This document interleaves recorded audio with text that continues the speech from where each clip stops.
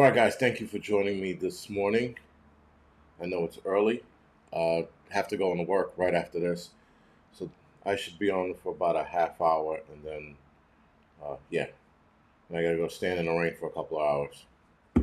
Today is the FDNY Memorial Day, so we normally do this every year. Anyway, Teresa, thank you for the 5x5. Lovin, Secondhand, thank you for the 5x5. Dobie, Martin, Eric, thank you for the 5x5. Appreciate it. Again, guys, appreciate you guys being on this early. Went to Homestead, that's insane. I wouldn't be up right now, but appreciate it. Unless you're going to work or something, thank you. Peaceful Prepper, thank you for the 5x5. Bori, thank you for the 5x5. Yeah, I mean, listen, I got up at 6, right? And then I was still cutting it close, getting on, being on time. Then Johnny Torero goes, not that early. It's early for me. I mean, normally I'm up by like 8 or 7 or 8.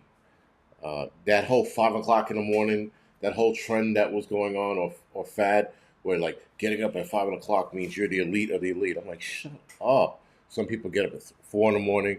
I think Mark Wahlberg, I think he gets up at 4 in the morning or 3 in the morning, some craziness. I'm like, as long as you use your 16 hours of work to do stuff, you're fine, no matter which way you look at it. Granted, Sarita, thank you for the 5x5. Granted, there is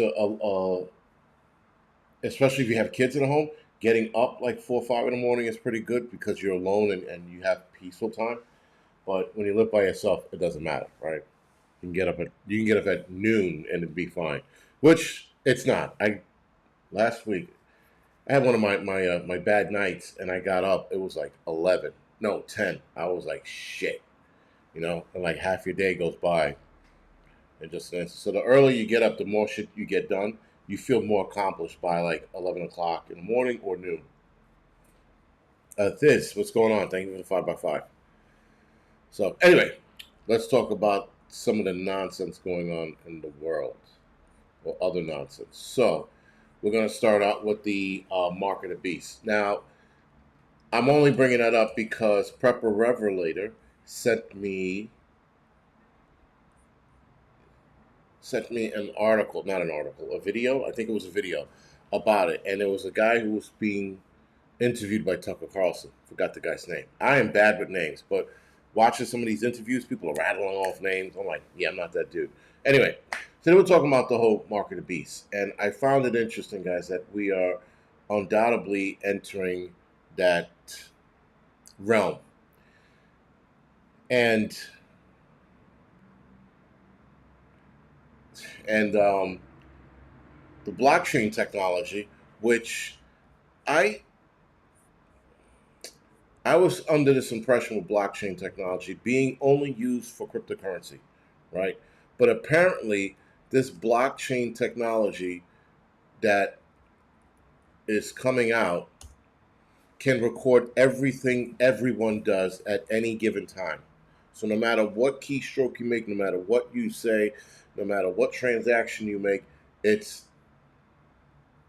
recording that data, right? So blockchain is a distributed ledger with growing lists of records that are securely linked together via cryptographic hashes. Each block contains a cryptographed hash of a previous block, a timestamp, a transaction data. Since each block contains information about the previous block, they effectively form a chain with an additional block linking to one before it. So, again, this is a Wikipedia example. This, in a roundabout way, links to the whole mark of the beast, which, let's see if I pulled it up right. Economic control of the mark of the beast. The mark is a requirement to buy and sell anything. Without it, a person cannot participate in the economy. That is the digital ID, right? So, for example, what they did in Vietnam earlier in September, that's implementing the mark of the beast because they suspended their financial accounts so they couldn't participate in society. And that is I mean, hell, if you ask me, that's a slap in the face. Telling people, listen, you're not part of our digital ID, you're going to suffer the consequences. Suffering the consequences is being locked out of the economic system, wherever that system is or whatever country you're in. They refer to the number 666. This mark is linked to the name of a beast or the number of its name, which is 666. Punishment for refusal. Those who refuse the mark may face persecution or even death.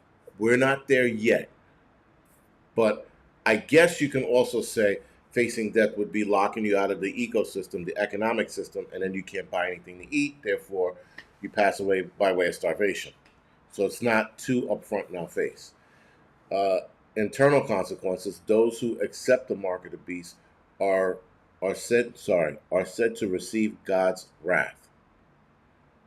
That's a lot of people. Listen, there's not going to be a lot of us that are won't settle for the mark of the beast, because they're putting it in such a way that you're going to wind up dying on the outside. Now, for those people who are preparing for it, that's including myself, I need to hit one stride, and that stride is gardening, getting my own shit in order, getting my own food in order.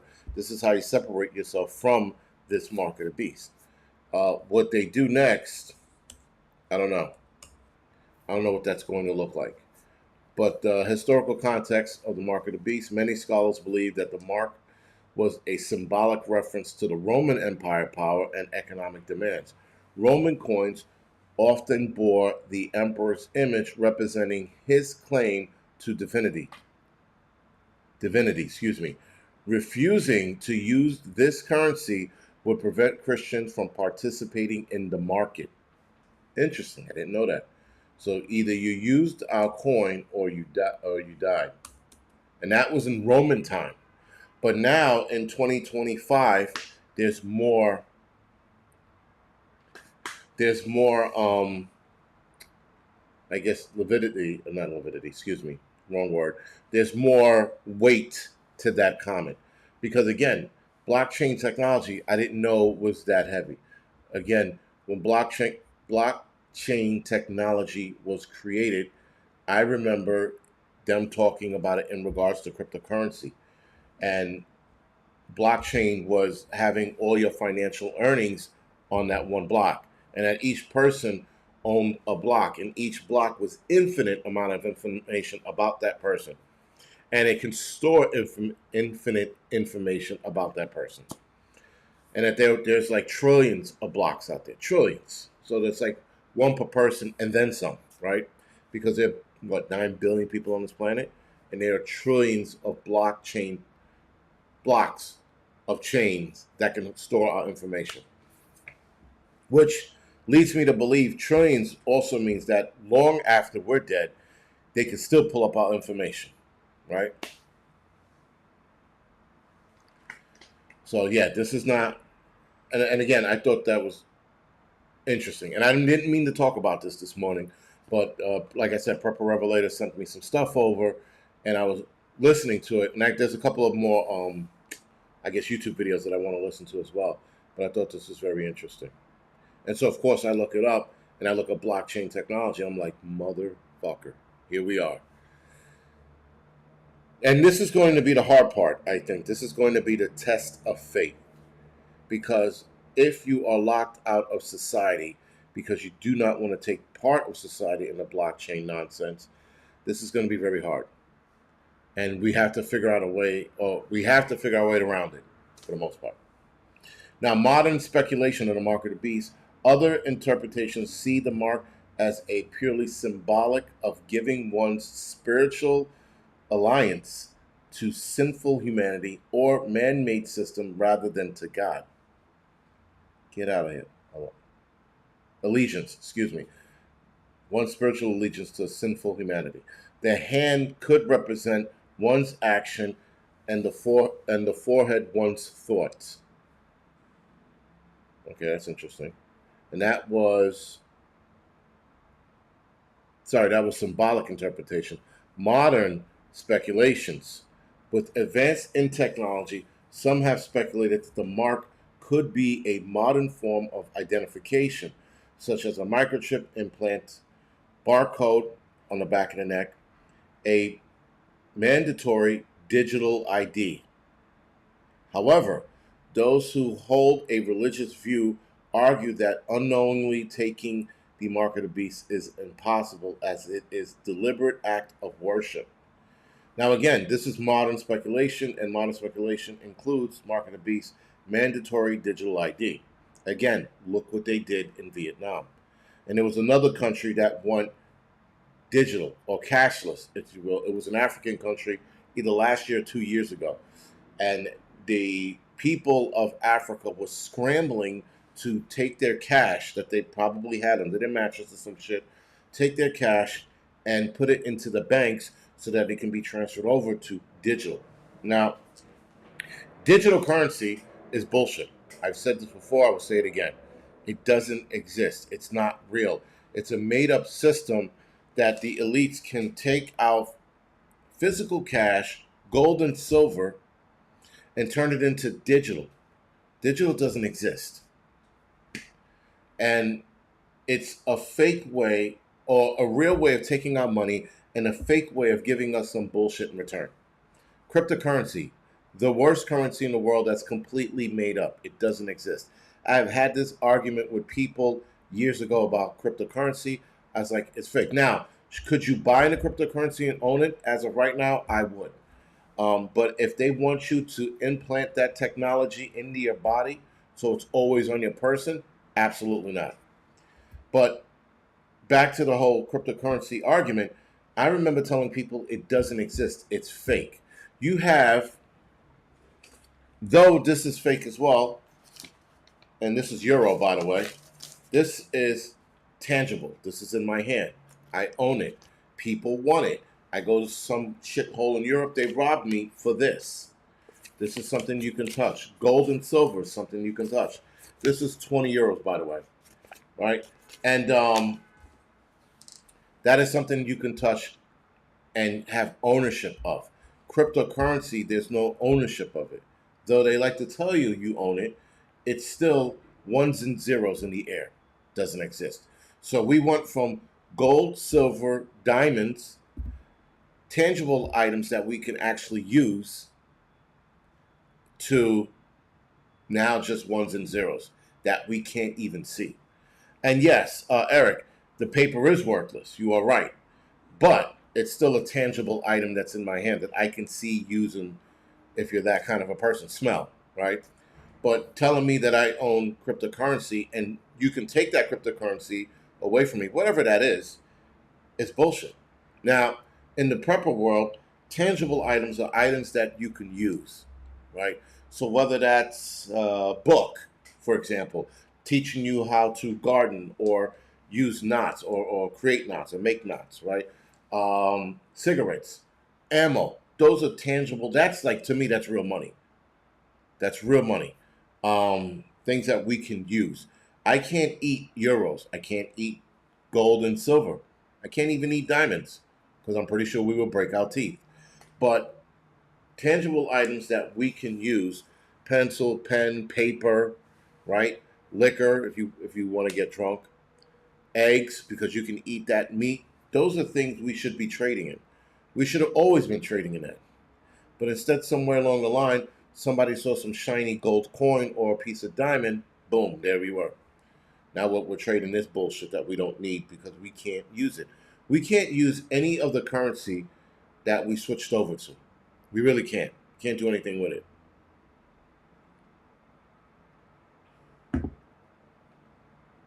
Yes, Loretta, salt or spices, if you will, was used as currency as well, right? Because you can use that. There are medicinal purposes to a lot of the spices out there, right? You put it in your food to flavor it up or use it as a medicinal source or purpose. But here we go. Now we're using shit we can't, again, we cannot use. I don't know when was the last time I tried to eat a gold coin. Though, you can eat gold, and the food grade gold that people put in their food, right? Your steak that was $45 is now $450 because someone put some gold wrapping bullshit on it. Whatever. He said, Mabutu will get me some blood diamonds. Yes. So anyway, that is the whole mark of the beast nonsense. Moving right along. 450,000 gallons of radioactive water will be dumped into the Hudson River from Indian Point Nuclear Power Plant. Roughly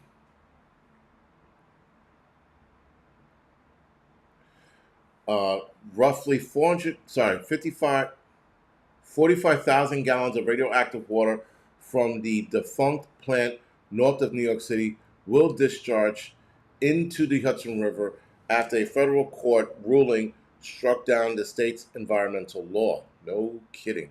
Somebody definitely paid somebody off for this one.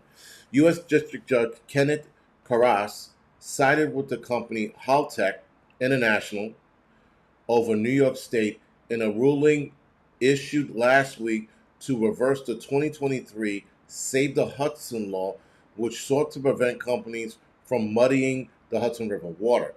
Haltech sued the Empire State last year, arguing that only the federal government had the right to regulate discharge of Indian Point plant's nuclear waste, which amounted to 45,000 gallons of radioactive water. Judge Grass agreed, writing in his decision that the 2023 law categorically precluded Haltech from utilizing a federally accepted method of disposal. Oh my God. It only gets fucking worse, man. The fact that a judge thinks, first of all, let's take law out of this. These bags of shit, these judges like Carras, are sitting there saying that it categorically precludes Haltech from utilizing federal accepted method of disposal. So federal accepted method of radioactive water is dumping it into our rivers, 45,000 gallons of it. How the fuck is this even fine? And the fact that a judge, rather Haltech, if you will, is suing New York State from trying to keep our waters clean. Imagine that, guys.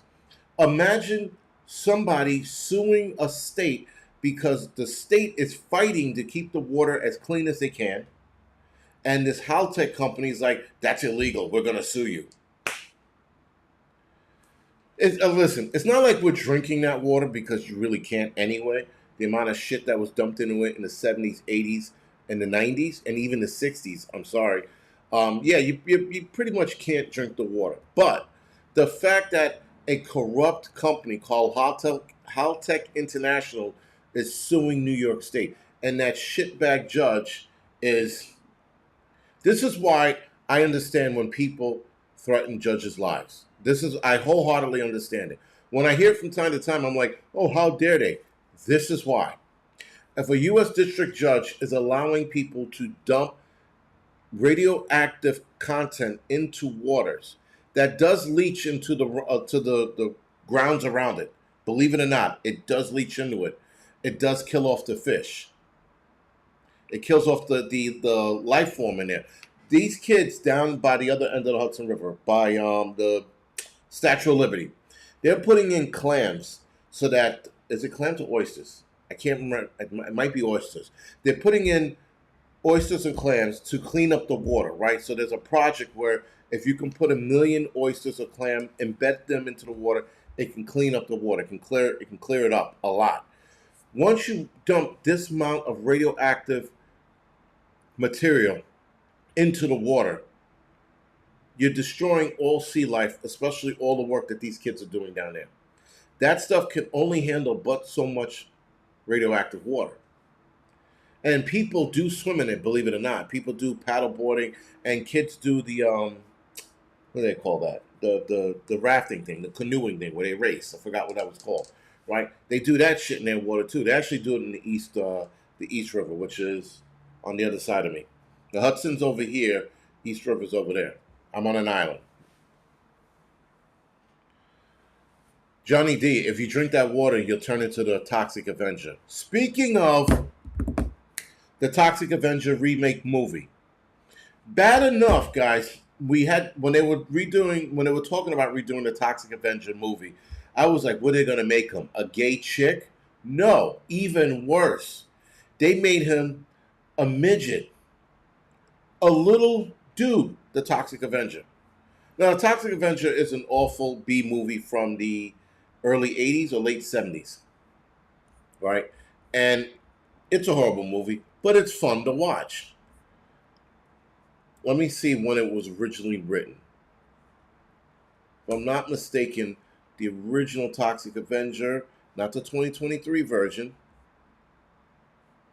Oh, come on. Come off of it. I think it was the 80s. Then they had Toxic Avenger 2. And I was just like, what? Now, the 1984, sorry, it was a 1984 original classic. The original, this Toxic Avenger that's out now was filmed in 2023, but it was released in 2025. But yeah, the original was 1984, and then there was a sequel to it. Horrible movie, right? A janitor gets toxic sludge put on him, and he's like, I'm gonna avenge everybody, and he was like eyeball down here, and he had a mop, and he was fucking dudes up. He was like the janitor from hell. Yeah. May 1st, 1984. Thank you, Mr. Landfill. Right? It was right up there with Chud, or the Chud people, right? And the Chud, the rumor was that movie came from the people that lived underground here in New York City. The train systems that like deep underground, you can go pretty deep in these train systems if you know where you're going. You can also get lost and die down there as well. So keep that in mind. But it came from that, and it came from people who lived under there for so long, and they were supposedly taking kids off the street, and they were bringing them down into the subway system, and that's where the whole Chud thing came from. It was one of those urban legends, if you will. And then they came a movie, Chud, and then Chud 2. Because those are fantastical movies. Anyway, moving right along. There was an anti-Israeli protest yesterday, October 7th. Again, not that I gave a shit, but these people with their nonsense of free Palestine. I can't stand Israeli protests or Palestinian protests. I can't stand any of them. You know why? Because they fuck streets up and they block traffic and they act like people give a fuck. Nobody cares about Israel and their bullshit. Nobody cares about Gaza and their crap. Don't care. I do not give a fuck what happens in Palestine. It doesn't make my day or change my day one way or the other. If you want to be an all-around asshole when it comes to protesting about shit that's happening somewhere else here, which is entirely stupid because it doesn't... Our protesting here is not going to change what's happening over there, no matter what country it's happening in. But right now, Sudan is going through some horrific ethnic cleansing over there. A lot of Christians are being killed. No one's talking about that. But let's focus on Gaza and that bullshit. That little piece of area in Palestine that was taken over by Hamas. We need to be focused on U.S. problems only. I do not care what goes on in Gaza. And people are like, well, what about the kids? Not my fucking problem. We have our kids to worry about. And we still have kids that are going hungry here. I wouldn't say starving to death, but are going hungry here. We have kids that are being abused on a daily basis. We have kids that disappear into the sex trafficking, which is more of a problem than what's going on in Gaza. I had to say that. Anyway, hundreds of morons protesting converged in Manhattan Tuesday, and they didn't say morons, screaming anti-Semitic slogan from the river to the sea and wielding vile signs on the second anniversary of the October 7th attack that happened in Israel. Am I saying that right? Cafe wearing demonstrators waved Palestinian flags, also bellowed chants, "It's right to resist. Israel does not exist," in protest of the Jewish state. Many carried signs that read, "Long live infidel." I don't know what that means. As the UN is meeting, as the UN is meeting, Gaza is bleeding. That's another sign. From New York to Palestine, starving people is a crime. Do these people read Cat in a Hat before they make these signs? I mean, like, what? As the UN is meeting, Gaza is bleeding? From New York to Palestine, starving people is a crime. Yes, we have American kids and people that are starving here. Let's focus on that. Again, there are more horrific things going on in Sudan right now. Let's focus on that then. But they don't want to focus on that. These idiots, if you will, the people that protest, the anti-Israel protests, and listen, I don't like Israel either. So one side of me is like, yeah, fuck Israel and their bullshit. But another side of me is like, there are more horrific things going on around the world. Why are we not focused on that? Well, because these people who protest against Israel and protest for Palestine are lemmings. They're easily controlled oppositions that are told, we got to protest against Israel. Okay, yes, we'll protest against Israel.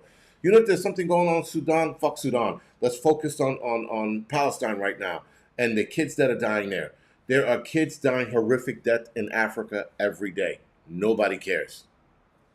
So again, hypocrites they are, is my point.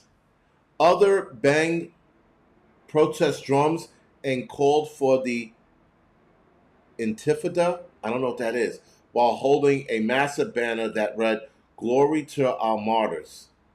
Again, I don't know what the fuck that means. A man carried a banner that appeared to have jihadist flag adorned with a machine gun.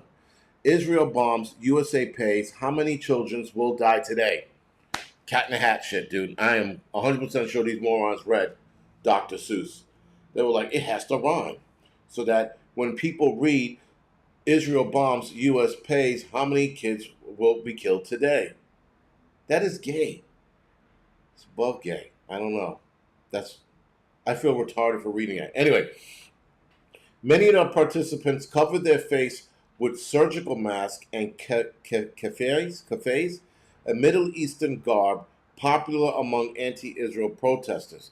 It's just a scarf, man. Like that's the crazy shit. There is no real symbolic, with that scarf. It's just something they wear over there. That's the crazy shit. People are like, well, when you wear this scarf, it represents Palestinians. No, that's a Middle Eastern garb. It's just some shit they were wearing to keep dust out of their face. Oh my God. The fact that these people wear it thinking it's like a representation of Palestine makes them even more stupider. If that's even a word. Anyway, let's see. Many participants, yeah.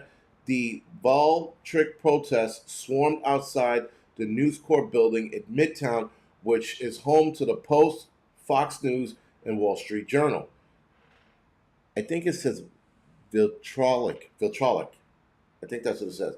After nearly 2 hours of chaotic clamoring, the protesters marched up 6th Avenue carrying a massive Palestinian flag. That flag is pretty impressive, by the way, stretched across nearly the entire city street. The blocked street traffic chanting 1-12-3-4, Israel loves war. What? Oh, okay, it was written wrong, but it was 1-2-3-4, Israel loves war, and then free Palestine. This is getting worse. I shit you not, this is getting worse.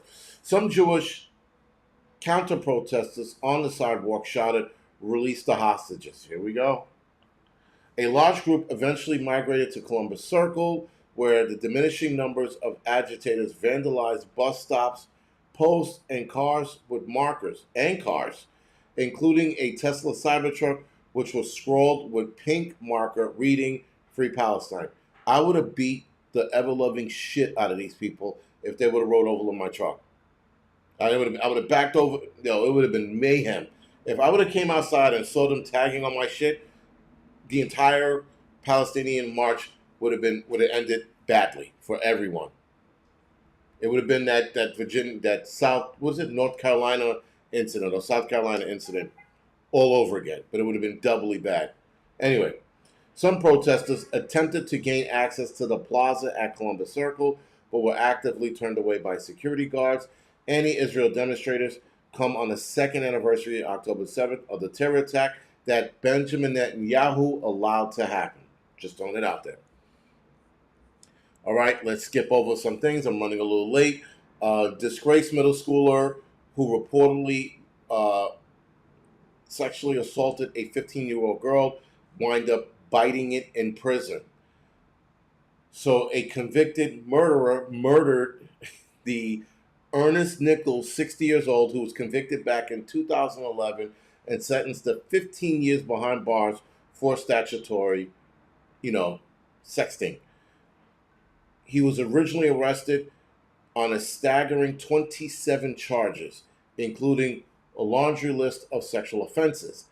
But one of his mates, if you will, in the jail, or jail cellmates, or jailmates, or cellmates, offed him. The guy that offed him was already in jail for second-degree murder. Find it interesting that this guy got offed. So yeah, pay your condolences to Ernest Nichols, who was 60. Again, the guy that offed him was also in jail for second-degree murder. So he was already probably doing like 14 years or 15, no, or 20 years. Now he's probably going to do life for offing this dude. You don't get any brownie points for offing a pedophile in jail. Anyway, there's a new side effects to Ozempic. This side effect happens to interfere with PET scans or PET CT scans. Now, I didn't know this, but Ozempic's side effects: sagging jaw, right? This here, sulfurous burps. That's got to be horrendous. Deflated breast. No, thank you. And surprise pregnancies. I didn't even know that was a thing with Ozempics. Okay. Anyway, the drug now interferes with PET scans and CT scans. It gives a false reading or negative reading of whatever mass they're looking for, which is wild. I never heard of such a thing. Experts said this could lead to delayed diagnosis and treatment on some patients. All right. So now research suggests that this wildly popular medication can also be throwing off critical medical image scans, interfering with doctors' ability to detect serious, even deadly diseases. Why would, and it's funny, why are people taking Ozempic? With all of the bad side effects, why on God's great earth are you taking this shit? Sulfurous burps. I mean, surprise pregnancy. Then there were like bad skin, Ozempic skin or Ozempic face. Why would you take that shit? Because you're too impatient to lose weight. So let me take some shit that's going to drop weight off my body at an astronomical astronomical time.